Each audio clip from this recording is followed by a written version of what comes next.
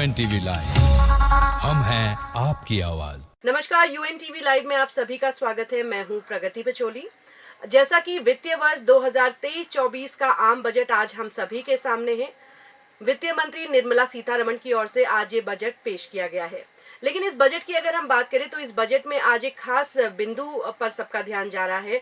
ये बात हम कर रहे हैं उन सफाई कर्मचारियों की या फिर मैनुअल स्कैवेंजर्स की, जो कि हमारे आसपास काम करते हैं।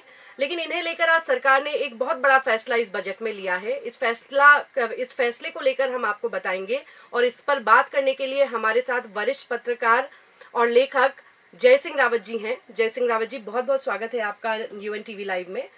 जैसा कि हम बात कर रहे हैं आज उन लोगों की जो हमारे आसपास सफाई कर्मचारी का काम करते हैं और इनको लेकर आज बजट में एक बहुत बड़ी बात कही गई है। इस बिंदु को लेकर आपसे जानेंगे क्या है ये और क्या कुछ आप कहना चाहते हैं, क्या है आपकी राय उस पर? दरअसल ये बहुत गंभीर सा विषय है, क्योंकि ये गरिमा का सवाल है।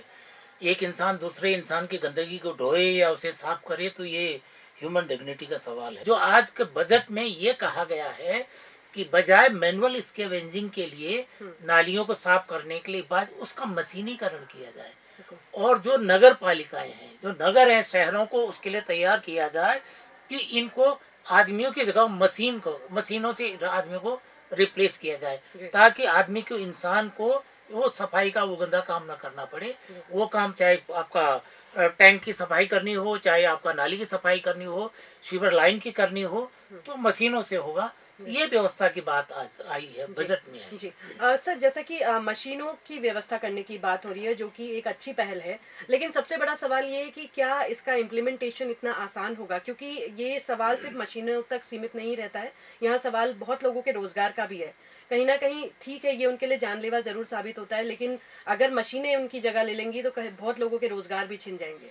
हाँ, ये बहुत वाजिब सवाल है, लेकिन इसके साथ ही जो प्रोविजन किया गया था, इनका रिहेबिलिटेशन की बात कही गई थी। और कई भी अभी तो पता नहीं सरकारी कागजों में होता है या खानापुरी होती है, कई लोगों के रिहेबिलिटेशन किए गए हैं, उनको दूसरा रोजगार दिया गया है। दूसरा रोजगार करने के लिए उनको पैसा दिया गया, उनके बाकी स्टार्टअप जो भी होगा वो सारी चीजें उनको दी गई हैं।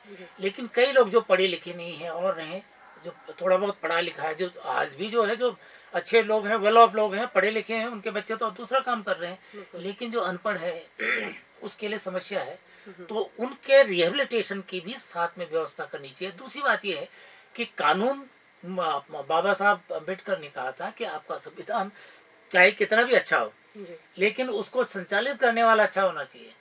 आपने कानून कितना बढ़िया बना दिया, लेकिन उस कानून को चलाने वाला, उसको लागू करने वाले भी तो ठीक ठाक होने चाहिए। सर, कुल मिलाकर देखें तो सरकार ने ये एक अच्छी पहल तो की है, लेकिन इसकी, जैसा कि आपने कहा कि एक मॉनिटरिंग होनी भी बहुत जरूरी है कि इसका इम्प्लीमेंटेशन कैसे हो रहा है। वहीं मैं आपसे इस बारे में भी जानना चाहूंगी कि जैसा कि इस कार्य को करते हुए हमारे देश में कई लोगों की जाने गई है, अगर हम इसके आंकड़ों पर गौर करें तो देश का आंकड़ा क्या बताता है? देश का आंकड़ा ये बताता है कि सरकार ने तो ये कहा था कि भाई अभी मैनुअल स्कैवेंजिंग नहीं रह गई है, लेकिन जो बाकी जो ह्यूमन राइट कमीशन है भारत का, उसने कहा नहीं नहीं नहीं, ये तो अभी भी करीब 58,000 करीब के क्या कितना है, इतने लोग हैं हमारे। वही सफाई कर्मचारी आयोग जो है, वो भी सरकारी तो बनाती है, उस आयोग को बना, तो उसको एक संवैधानिक संस्था है वो भी, तो वो कहती है कि नहीं नहीं अभी है, बहुत सारे लोग हैं, जो सरकारी रिपोर्ट है वो नहीं आते। दूसरा जो थी कि उसमें जो कानून है ना, 2013 का जो कानून है, आपने कानून बनाया कि भाई कितने लोगों ने स्कैवेंजिंग कराई, अपना मल मूत्र साफ किससे कराया, क्या कितने लोगों के खिलाफ कार्रवाई हुई। तो अब आप देखेंगे तो ये NCRB, national crime record bureau, उसमें आपको ये नहीं मिलेगा। तो सफाई कर्मचारी आयोग का और ह्यूमन राइट कमीशन का ये आरोप था कि आखिर या तो हुई नहीं, या तो आपने इस कानून का पालन ही नहीं किया। कुल मिलाकर सर ये कहा जा सकता है कि सरकार ने जो आज ये अनाउंसमेंट की है इन सफाई कर्मचारियों के लिए, ये एक सराहनीय पहल जरूर है, लेकिन एक सबसे बड़ा सवाल इसका इम्प्लीमेंटेशन है। तो आने वाले वक्त में हमें यही देखना होगा कि सरकार इसे किस तरीके से इम्प्लीमेंट कर पाती है, क्योंकि कहने और करने में हमेशा ही फर्क होता है। कह देना आसान है और उसे इम्प्लीमेंट करना बेहद ही मुश्किल होता है। हाँ, असली बात तो वही है ना। भारत सरकार ने कहा कि आप मशीन ले लो या तो पैसा ले लो, किसको देगी? राज्य सरकार को देगी। राज्य सरकार किसको देगी? अपनी नगर पालिकाओं को देगी, नगर निगमों को देगी, उनको देगी।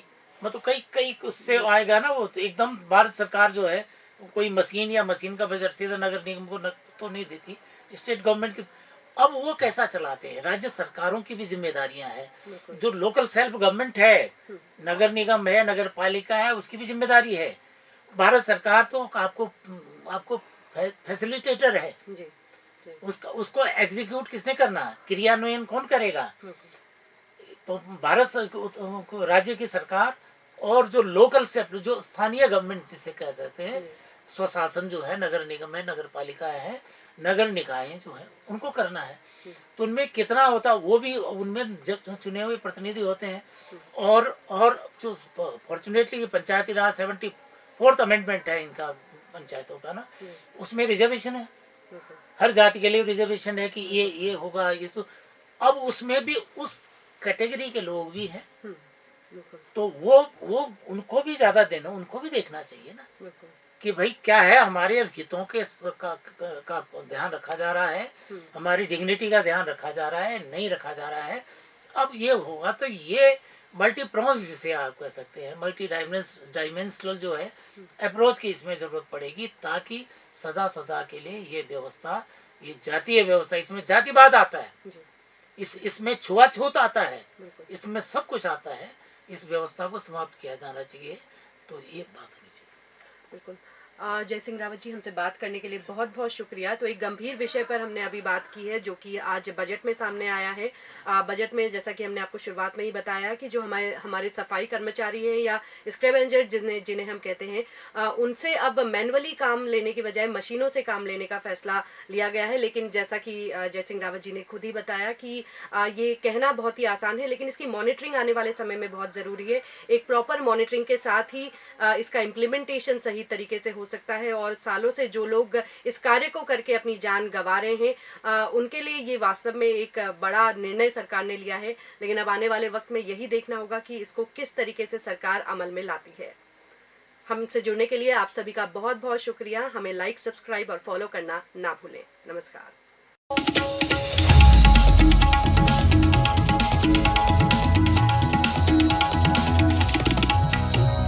UNTV लाइव, हम हैं आपकी आवाज।